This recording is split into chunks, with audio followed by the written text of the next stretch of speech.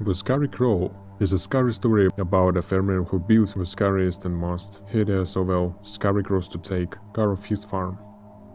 There was an old farmer in Arizona who owned the best farm in the area.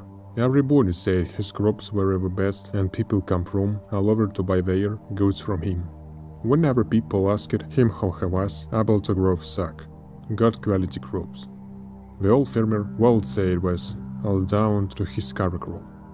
"What old scarecrow is the one I have to think," said the farmer. "He makes sure no crows or critters or pests come near my crops."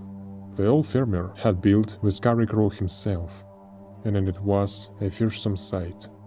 He spent moments working on it to make it as scary as possible. He knew how important it was to keep pests away from his crops. So he gave it arms that stretched out about 6 feet and big long legs what made it as tall as a tree. But the scariest thing about this scarecrow was its head. The farmer carried it himself out of a huge pumpkin. He spent countless days and nights perfecting his design until it was perfect. The scarecrow's face and hair was so grotesque and ugly that even he was something scary to look at it. But it was very effective, scaring away every rodent and bird that ventured near. The night boring farm was owned by 2 young men who were brothers named Josh and Garl. They were lazy and never did much work around the farm, which resulted in their crops being bad. They were jealous of the old farmers, such as and were plotting against him.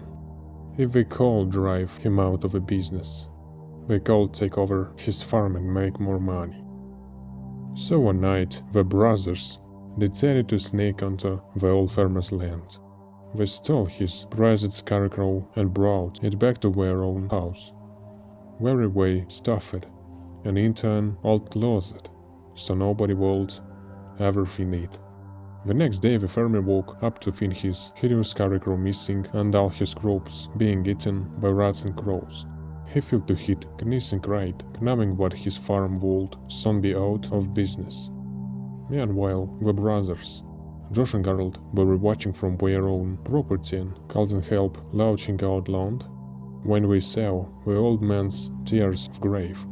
Hearing the laughter, the old farmer came over and asked whether they knew what happened to his scarecrow. The brothers looked at him right in the eye and said they had no idea where his precious scarecrow might be. "But you go out of business and have to sell my farm if I can't find my scarecrow," said the farmer.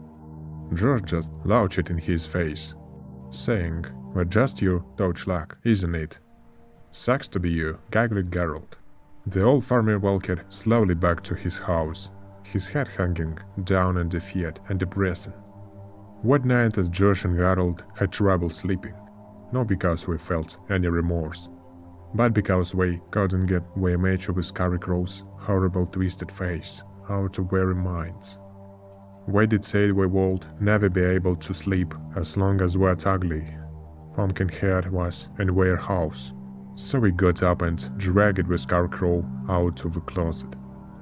Geralt took a sable but and smashed the scarecrow head to pieces, until what was left was little bits of pumpkins strewn around the floor. The brothers swept up the pumpkin head, ashes and threw them in the trash when we went back to bed and very soon fast asleep, having put all doubts of the disgusting scarecrow face out of their heads sometime after midnight. Josh and Geralt were awoken by the sounds of a scratching and clawing at their bedroom door. "Did you forget to put the dog out?" asked Geralt sleepily. "We don't have a dog," stammered Josh. Suddenly the bedroom door burst open and a solitary long strap, arms naked in through the opening. When a second arm thrashed around, followed by 2 long stick legs. The 2 brothers were frozen in fear and could only look with horror as the headless scarecrow body rose up on its long stick legs, and its long arms reached out for them in the darkness. Garl left cold, seen with straw claw, closely around his ankle and screaming as loud as he called. He began his brother Josh to help him. But Josh was already running out of the bedroom. Fleeing in terror, he ran down the hallway, crashed towards the front door, and out onto the moonlit road. He ran as fast as his legs could carry him, panting and at the top of his voice. As he passed his neighbor's house, he saw the old farmer standing at his gate.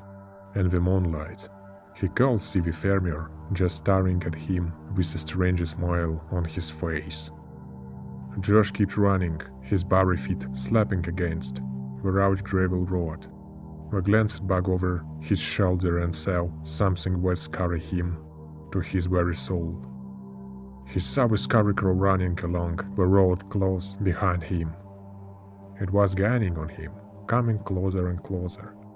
And what wasn't all he saw? He noticed what the scarecrow had. A brand new head, and it looked a lot like Garl.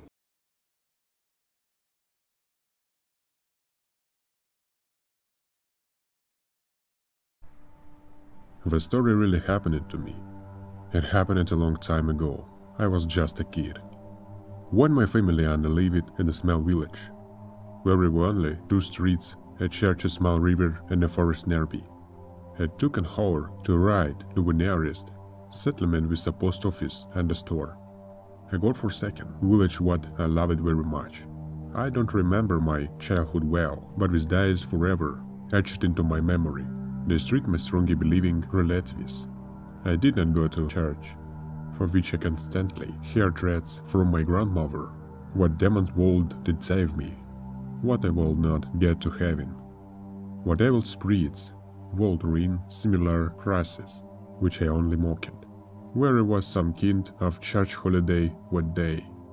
With streets very deserted, we entered small population was at church service. I, as I often did not wait for the next grandmother's threats, and ran off into the forest to pick berries. I don't know how much time possibly I was wandering throughout the forest, but my basket remained empty. I am completely already disbanded. I was upset when I saw the mushroom picket. He asked me why there was no smile on my face, to which I showed him an empty basket. Is it a problem? Where is a wall glad with strawberries? Not far away. Follow me, I'll show you. The man said and slapped me on my shoulder. We welcomed to eat a bite, and I saw it seemed 100 bushes bending to the ground under the weight for 8 berries. I couldn't believe me ears, as I was almost sure that I had already passed here today. Putting aside me doubts, I began to feel the basket and my berries going farther into the forest at some point. I suddenly realized that I was lost. It was getting dark, and suddenly I was very scared. I turned my head in the direction of the mushroom picket, and horror seized me, not giving me the opportunity to move. I saw who was sticking out from under the coat. Closing my ears, I began to remember the prayers I have ever had. Something crunched around me, where there was a terrible roar. It seemed to last forever. When everything went quiet, I couldn't for a long time. I couldn't bring myself to open my ears for a long time. But when I did, I saw that there was no one next to me. Nothing seemed to have happened, only my basket was still empty. In the evening I went out to the village. Lights were on in every house. Women were crying, and men were running to the river. As my father told me later, I was gone for more than a day and everyone thought I had drowned. I was severely punished, but to the joy of my mother and grandmother, I did not miss a single service in the church anymore. The Dark and Lonely Roads is a scary story about a young boy who imagines there is a hideous monster lurking in the darkness in a lonely some place in his neighborhood. Every night you sit here in the comfort and safety of your home, but you have no idea of what is going on outside in the darkness. Not far from your home, there is a dark and lonely place. You might not know about it, but it's where, all over the country, in small towns and cities, where I also money of was a dark and lonely place. When I was a young boy, living in a small town, Johnny Craig lived across the street from me. I was friends with his big brother. He was just a baby when I saw him growing up, but I never paid much attention to him.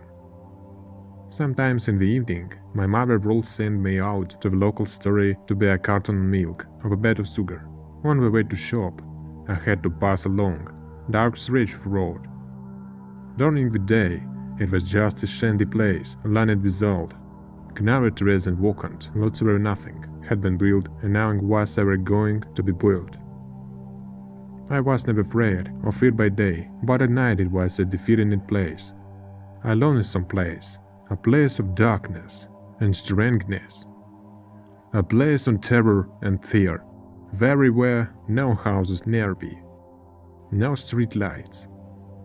It was pitch black as black could be, dark as the deepest night, with tall trees blocked out the moon and the stars, casting their long shadows across the road. Whenever you had to go that way, you walked slower and slow. It was like stepping into a dark tunnel. Behind you were these lights of the houses, the sound of cars and people walking along the sidewalk. Ahead of you, there was just a long, lonely stretch of darkness, in which anything could be lurking, anything at all. Every time I had to pass that place at night, I would dread it. I kept hoping somebody would come along, so I wouldn't have to walk alone. But nobody ever came. As I walked along the dark stretch of road, I would keep my eyes fixed on the terrace, half expecting to see something for somebody lurking there in the darkness. Perhaps it was the bogeyman. My mother had often told me about the bogeyman and how he waited in dark place for boys and girls who strayed from the patch. Perhaps it was a child predator. My mother had also warned me about other men who tried to lure children with the promise of candy and puppy dogs. Perhaps it was something worse. Out of the corner of my eye, I would catch glimpses of misshapen figures crouching there in the pitch black, waiting for the moment when the world burst forth and pounce on me. When in what silent and isolated area, we will begin tearing me and rending me and doing unspeakable things to me and nobody world ever see me again. I am not so right expected to see lurking in the lonely place at night. My imagination always got the better of me. In my mind, it was a hideous creature somewhere between animal and man. It had long, spindly limbs and huge, sharp claws. It had with slimy skin and ears was burning like fire. I imagined it hitting in the branches of those old trees, dropping down without a sound of and stalking the angry boys and girls who passed along the dark and lonely road at night. One night it almost got me. I was walking down the lonely road and all of a sudden, where there wasn't any light up ahead, white swinging now it was coming. I could just feel it waiting where there is darkness. I started running, desperate to get away, but I could feel it behind me. It was going on me. I could feel its breath on the back of my neck. I ran as fast as I could.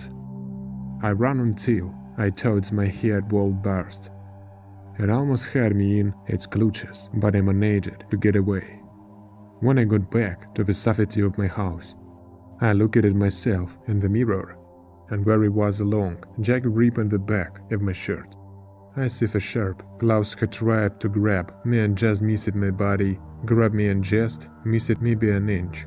What scarred me real bad, and afterwards, I had it going down that lonely road more than ever. Some night I won't come back, I warned my mother. She just lounged and told me not to be silly. There is something out there in the dark, I told her. There in the dark what isn't very in the light. She assured me, what do adults know about the world? Grown up think we know anything. The place where we trust in what we read, but we only read what is reported in newspapers and on TV. We drive around in their cars and never have to walk anywhere at night. They don't know what goes on out there in the dark, in the wretched, lonely places where no light at the chance on the darkness hangs like a cold way ground and no bird ever sings. I knew the world believed me, I knew where it was nothing. I could say to convey them that something or someone lived down here, among the trees on that dark and lonely stretch of road. As I grew older, I gradually forgot about the lonely road. I got taller. I went to King's school. I started playing football, I learning to drive, and I started dating girls.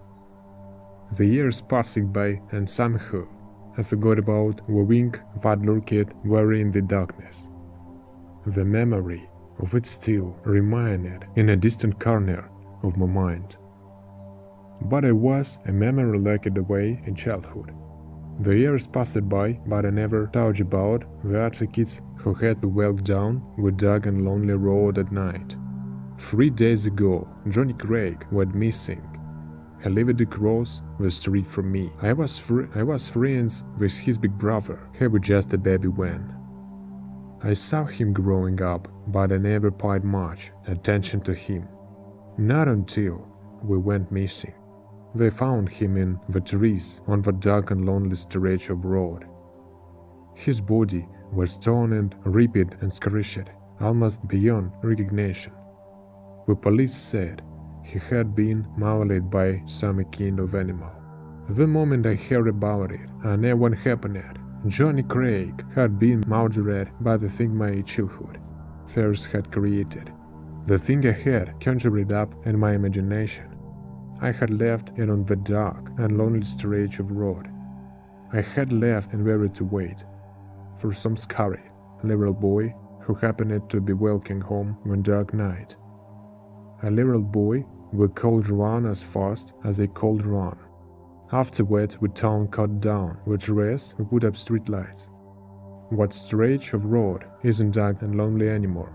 We think what lurking, where is it gone now? It's gone somewhere else, where the people aren't suspecting. To some other small town. A small town like yours, where we wait, we'll wait again. Just as it did here, it will wait for some other Christian little boy or girl to come along. It's only a matter of time.